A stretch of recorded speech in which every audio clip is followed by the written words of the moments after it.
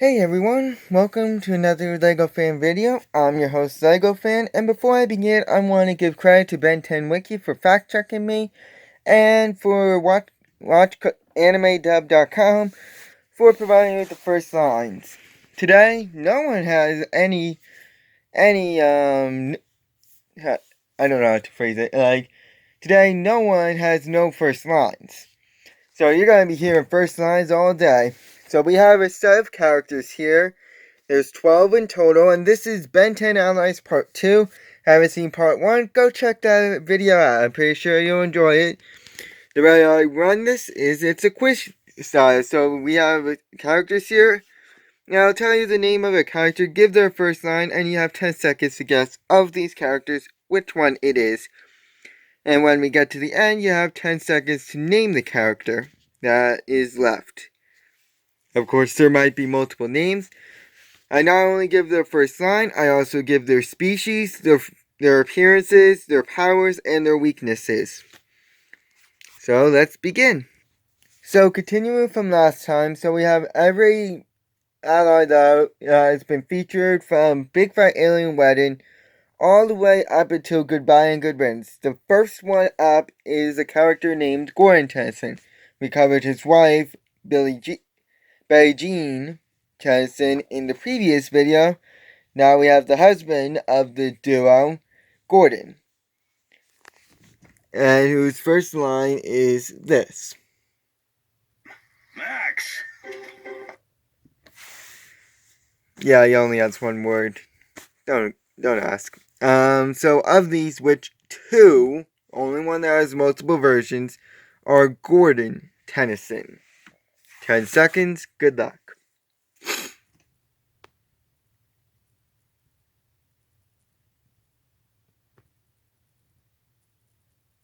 So, we have him in his normal outfit, where he looks like this, and then in his nice little suit. So you can tell that he always wears his nice little black cowboy hat. There's really not a lot of characters that have a lot of major powers in this video today. His first appearance was in Big Fat Alien Wedding, where he had the same experiences as his wife, Betty Jean. Again, go check her out in the previous video. Given the fact that they are a husband and wife team, so they caught Cannonball and fought the bodyguard at the end of the episode, coming around to accepting aliens as part of the family. So, the only real powers that he has is that, or that we know of, is that he's a plumber, so he has access to all the gear, all the bases, and usually has a plumber gun, and prefers using a plumber gun. However, he is biased towards aliens, but comes around to them at the end. Again, we don't really have a lot, and unless it's really noticeable, age won't really come into as a factor. And now we're going to get into a character that actually plays a major role later on, but in this episode, she really doesn't play a major role. That character is Lucy Tennyson. Again, doesn't really play a major role in this episode, but she does become a plumber and becomes a major role in one of the Omniverse episodes. I forgot the name of it, but it's the one that involves Gavin. That's what I remember of it. Whose first line is this. I'm so excited about being the flower girl! Do you know we get to dance in front of everyone? Isn't that great? Clearly the overexcited one. And of these, which one is Lucy? We only have one form because we never see her in an open form. 10 seconds, good luck.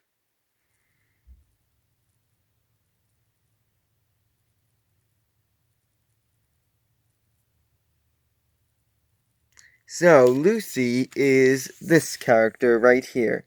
She is Camille's cousin, so I think that makes her Ben's... Oh my god, I do not know family trees. first cousin once removed, maybe? I don't know. She's related to Ben. Let's just put it at that. I'm not good with family trees. I only know up to Grandma, Grandpa. So, she is a sludge puppy / Linopin, who first appeared in Big Fat Alien Wedding, again only appearing briefly, once talked to Ben about being the flower girl, getting all hyped about dancing in front of everybody with Ben. You know, typical kid stuff. And then afterwards, we get to see them dance together, and Lucy, being Lucy, decided to change the bottom half of her into her sludge puppy form to make Ben trip. Little B.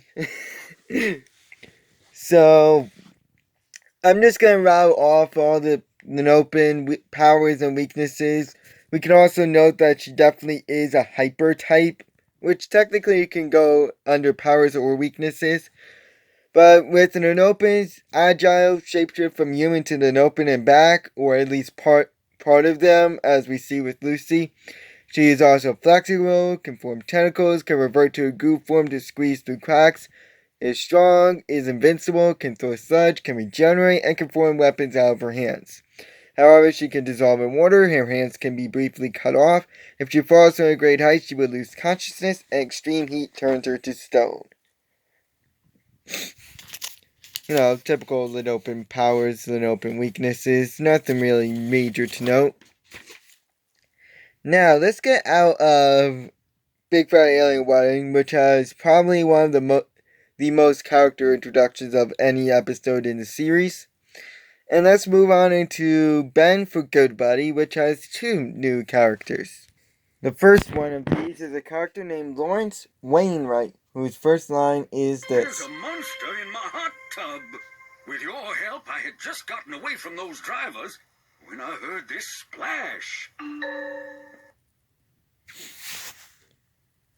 Of these characters, which character is Lawrence Wainwright? 10 seconds, good luck.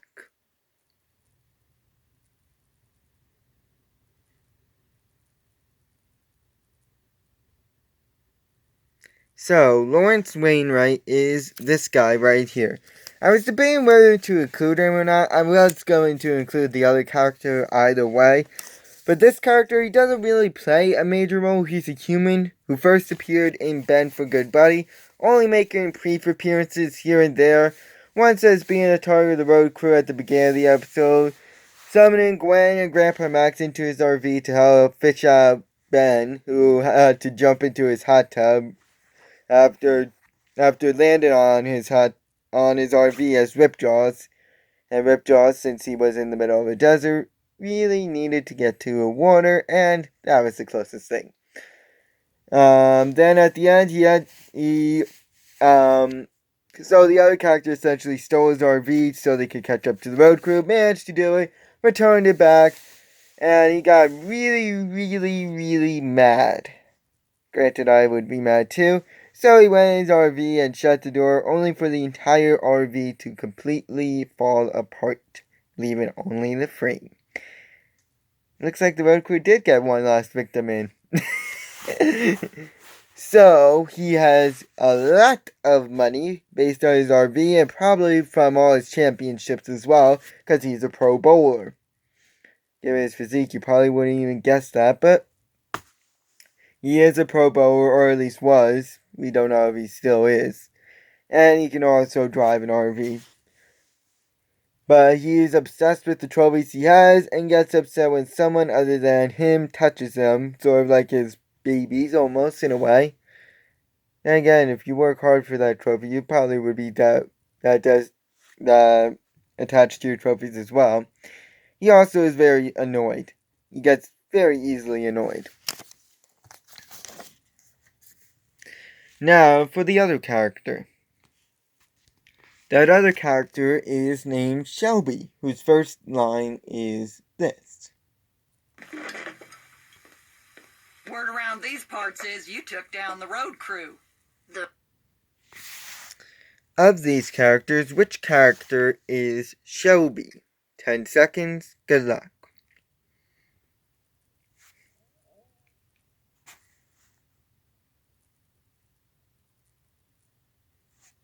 So Shelby is this character right here. I don't think she's ever named in the episode, come to think of it. But according to Ben 10 Wiki, again, thanks for the fact check, she is named Shelby. She's a human who first appeared in Ben for Good Buddy, where she was a waitress at one of the local diners, who helped out Ben and the gang take out the road crew after she got stranded herself by the road crew and took a job as a waitress in the local diner. And in the end, got her revenge on them by kicking Road Rage right in the back, knocking him out. Don't mess with this old lady. So she knows the road crew and pretty much all their members and probably some of their strengths and weaknesses as well. She also is a good waitress. She can drive, at least somewhat, but she can drive. She also knows at least a little martial arts or self-defense. Probably took a few courses after being robbed from the road crew. She probably did take some self-defense classes. And in terms of weaknesses, well, she really doesn't have any other than, well, being old, but considering the fact that she was able to quickly knock out road rage, I wouldn't say old is a real weakness. Now, let's get on to the two wrestlers of the episode Ready to Rumble. The first wrestler that talks is named Gator Boy, whose first line is this. Hold up. That line right there. So of these, now yeah, it's kind of obvious. Which one is Gator Boy? 10 seconds, good luck.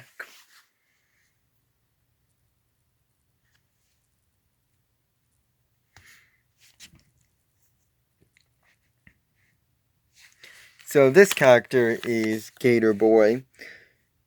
He sort of is like Killer Croc and Hulk combined into one character. For those of you who don't know, Killer Croc is one of Batman's enemies who developed a skin condition, making him turn into a reptilian character. And essentially has the same powers as Gator Boy here. And I'm pretty sure if you guys don't know Hulk, you guys are probably living under a rock. So he first appeared in Ready to Rumble and had the same experiences as Porcupine minus the first fight, which is where he was one of the wrestlers who beat Forearms by getting Forearms beat. And then afterwards aided his brother in scaring Ben, as well as participating in the final fight with Beck and with Forearms as well. The final prize fight with Forearms. And also participating in the final fight with Mr. Beck. So, Gator Boy's powers is that he's strong. He's an experienced wrestler. I should have said fighter, wrestler. He also has a strong bite, has sharp claws, works with Porcupine, has a tail, and is super durable. In fact, he's actually Porcupine's brother. Somehow. Their mom is human. Porcupine is definitely human. I forgot to write down the species, but he's a mutated human. However, he has slow reactions and can be restrained for a bit if a chain covers his mouth. Now we get on to Gator Boy's brother, Porcupine. So, Porcupine's first line is this. What are you doing? He's just a kid. At least he's a sensible one. Of these, which one is Porcupine? 10 seconds, good luck.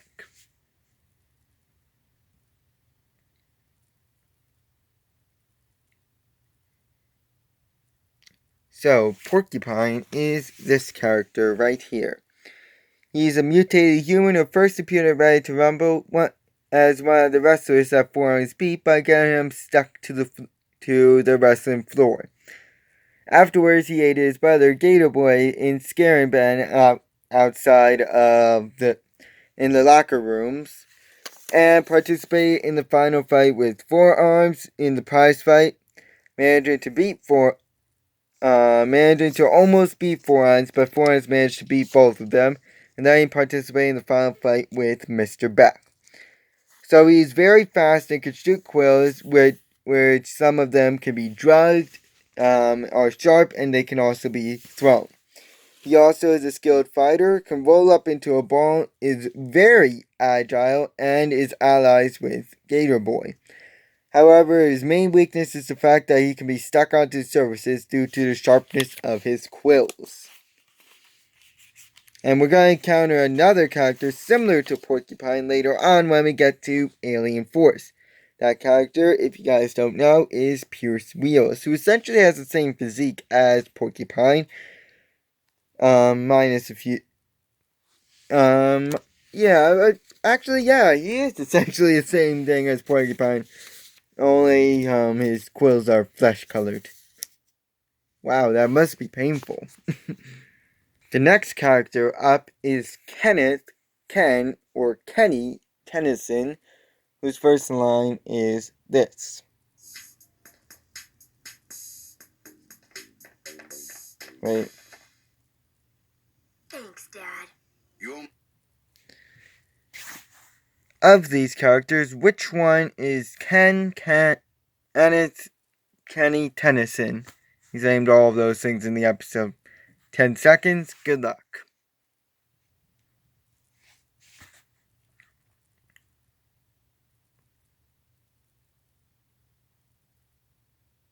So, Ken Tennyson is this character right here. He's a human who first appeared in Ken 10 as our main character who, like Ben, got an Omnitrix on his 10th birthday as a gift from Dad. Made entirely from scratch, mind you. Asmith is going to be very impressed with Ben and with that accomplishment. Ben wanted to give it to him, partially because he got the Omnitrix when he was 10, and he also wanted to get Ken to take part in the family business, because he's not always going to be there. But Dad, being the overbearing parent he is, decided to just sideline Ken and say, when you're ready, just watch and learn for now. And in the absence of the father, he started to befriend a character that we're going to get to next, named Devlin, who manipulated Ken into getting him to the No Void portal to free Kevin. And after a fight with Kevin, they managed to rekindle their relationship and now are all good. So, as I said, he possesses an Omnitrix, which allows him to transform into the aliens of Gray Matter, Accelerate, Buzzshock, Spitter, Stinkfly, Wildvine, Ditto, and then the 3 aliens that we never got introduced to, Sandbox, Shellhead, and Snake Pit. He also knows how to operate a hoverboard, is smarter than his dad, managing to unlock Master Control without even a thought about it. Then again, he was Gray Matter, but still, the fact that he came up with that idea is kind of impressive. He also has a rock pet given to him by Gwen, who is durable and can reform after being crushed. However, he is a fame magnet, wanting to be that cool kid in town, that one that's always popular. And he's also quick to trust, which can often blind him to the truth. Now, on to the other character, as I said, Devlin. Devlin Levin. Devlin's first line is this. Wait. Cool board. Can it do this? Of these characters, which character is Devlin Levin? Geez, that is a tongue twister of a name. 10 seconds, good luck.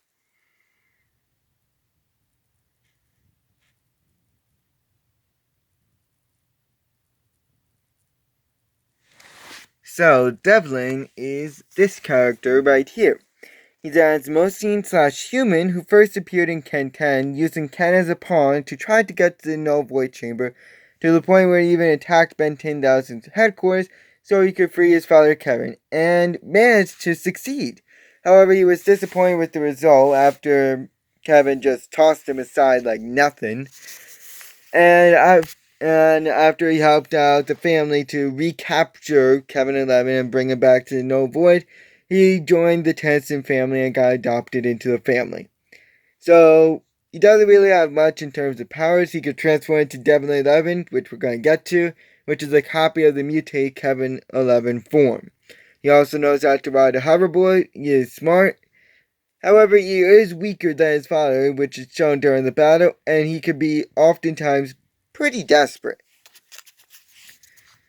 Now, we're going to get into Devlin 11 mutated Devlin 11. Devlin 11's first line is this. Miss me? Kevin? Of these, which one is Devlin 11? 10 seconds, good luck.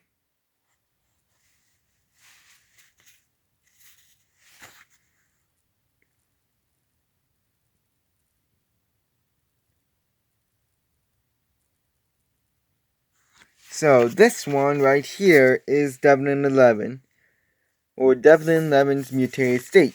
He is 1/11th human, 1/11th Pyronite, 1/11th Vulpamaster, 1/11th Petrosapien, 1/11th Cancellarian, 1/11th Galvin, 1/11th Tentraman, 1/11th Leptodopteran, 1/11th Piscicus Volan, 1/11th Galvanic Mechamorph, and 1/11th Ectoneurite, who first appeared in Ken 10 attacking Ben 10,000's headquarters in an effort to get to the No Void projector, but he failed and flew away when he was later discovered after he discovered that the No Void wasn't there. He then flew away and was later discovered to be Devlin after he opened the portal. However, he was disappointed in the result in his father and fought him, but he failed after being beat, shapeshifting out of that form. He doesn't make any other appearances, so he is extremely strong, has 2 extra arms, can fly, can breathe underwater, is very durable, can shoot diamonds, can also form them from the ground, knows all of the original 10 aliens' powers plus his own. He can spit goo, has a fire blast and fireballs, has a strong bite, has accelerated speed, has a tail, can form his hand in a knife, is somewhat agile and durable, is a good fighter, can form a knife from his diamond head hand, and has a super jump. However, he's weak to electricity, is a huge target, can be weighed down when flying, and is big. Same exact powers as Kevin 11's mutated state. Now we get into the child prodigy known as Cooper, whose first line is this. Thanks for giving me a ride back home from summer camp, Mr. Tennyson. With my parents out of the country and my grandpa sick with the flu, I thought I might have to walk home.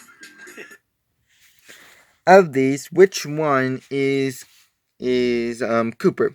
10 seconds, good luck.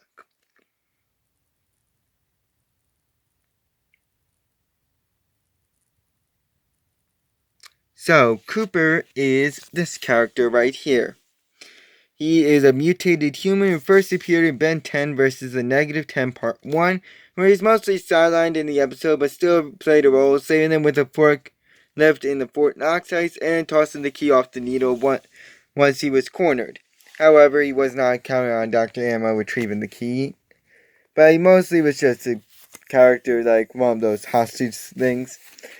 And once again, he was sidelined in Ben 10 vs. Negative 10 Part 2, where he revealed himself to be a technopath, managing to open up a secret hatch into the Mount Rushmore base, after which he hooked up some security drones and fixed up the exosuit once the Negative 10 came in. It is revealed that he was hypnotized by Dr. Subliminal to kill the Tennysons, and after he was stopped, he was pretty much sidelined for the remainder of the episode. He was stopped after putting on those special glasses to see the sub-energy, turning out to a high frequency, which technically gave him a major migraine.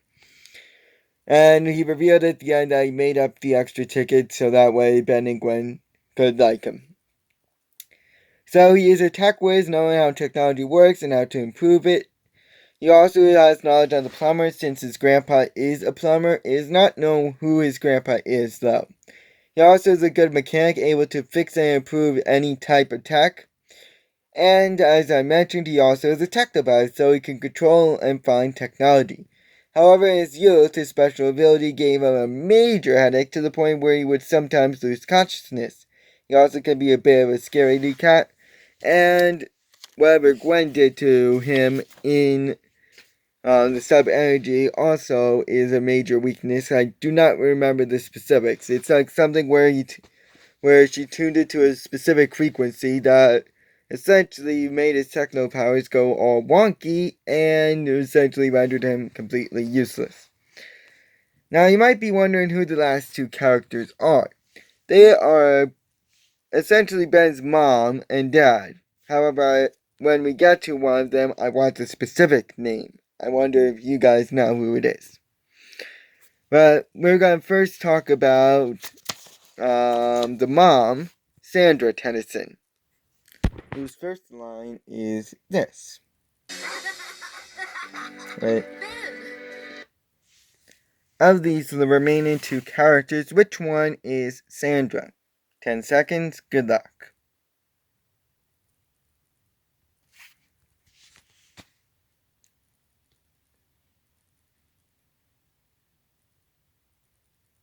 So, Sandra is this character right here. She's a human who first appeared in Goodbye and Good Riddance, only making two brief appearances, once at the beginning welcoming Ben home, and once in the end by her husband's side. She has no known powers or weaknesses. Done and done. We don't really know anything about her. She's just like, hi, I'm Ben's mom. Okay, bye. However, the dad, this character here, plays a much bigger role. His first line is this. Hey, Dad. Do you know what his name is? 10 seconds, good luck.